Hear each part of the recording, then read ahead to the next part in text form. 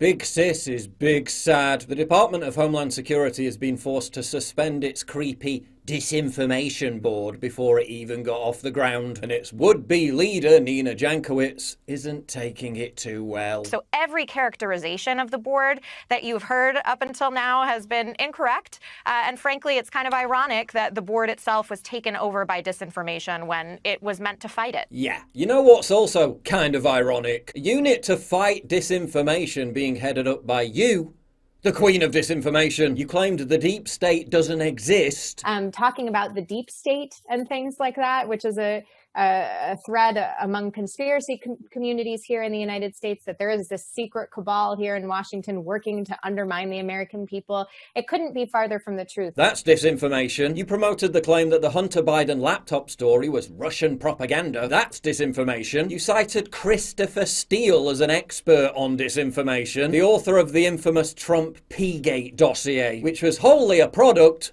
of disinformation. You defended and excused the behaviour of Ukrainian paramilitary groups, including the Azov Battalion, while they were literally committing war crimes. That's disinformation. You falsely characterised parents' legitimate concerns about critical race theory being taught in schools as disinformation. That's disinformation. Disinformation. It's okay when we do it. It's kind of ironic. Then the disinformation board is being shut down because of disinformation? Isn't it interesting how there's almost a total Venn diagram overlap between disinformation and information that embarrasses the regime? Funny that, isn't it? Almost like the entire contrived moral panic over disinformation is just an excuse to shut down legitimate dissent. It's kind of ironic. As journalist Glenn Greenwald notes, she complains about right-wing disinformation scuppering the DHS Disinfo board when the most devastating indictment of the whole operation, and her, was published by The Nation, a left-wing news outlet. It's kind of ironic. Newsflash. Large numbers of people being rightly concerned about the government literally launching a ministry of truth isn't a coordinated attack, isn't right-wing disinformation. It's speaking truth to power. All these sensationalist narratives about what the board was, what people thought the board was going to do are completely wrong. It was a coordinating mechanism. Oh, don't worry, everyone. It was just a coordinating mechanism. This isn't happening. Everyone look away, please. Nothing to see here. That just happened to be led by someone who literally said free speech makes her shudder. By someone who said free speech was like, quote, fairy dust, suggesting it doesn't even exist. By somebody who demanded the power for trustworthy regime propagandists like her to edit your tweets. And I am eligible for it because I'm verified.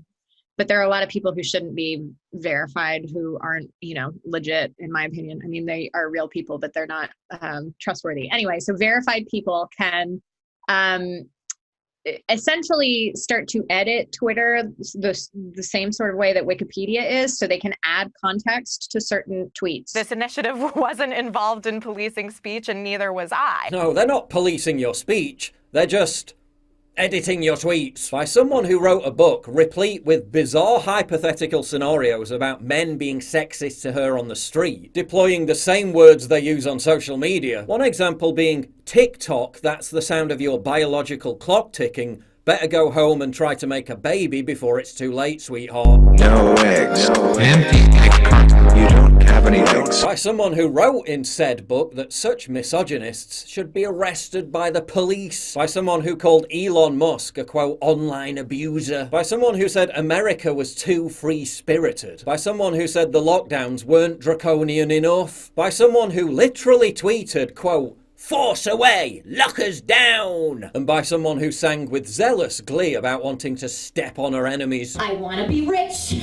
famous and powerful. Step on all my enemies and never do a thing. But according to Jankowicz, she's a nuanced, reasonable person. I have prided myself over my career of being a really nuanced, reasonable person. Hold up, Scary Poppins. Let's do a quick recap. Free speech is sinister, shudder-inducing, and shouldn't exist. Approved regime apparatchiks should have the power to edit and censor your tweets. The government, run by her, gets to decide what's free speech and what's disinformation. Men should be thrown in prison for online misogyny and lock me down harder, daddy. So reasonable. Reasonable person. None of that sounds nuanced or reasonable.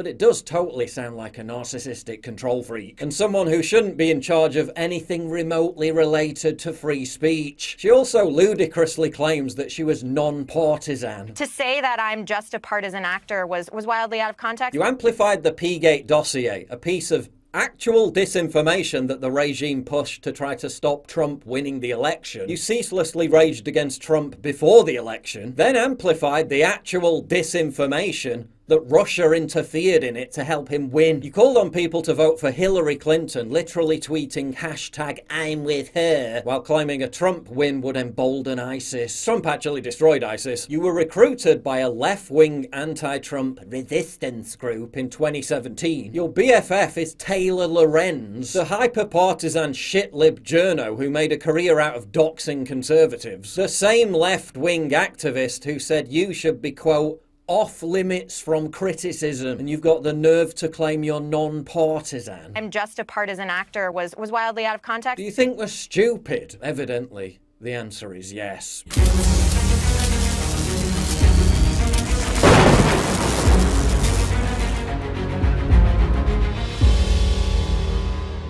It's absolutely crucial for you to help me fight the war on free speech by supporting me via Subscribe Star, link in description, and also signing up for my free newsletter at summit.news/newsletter.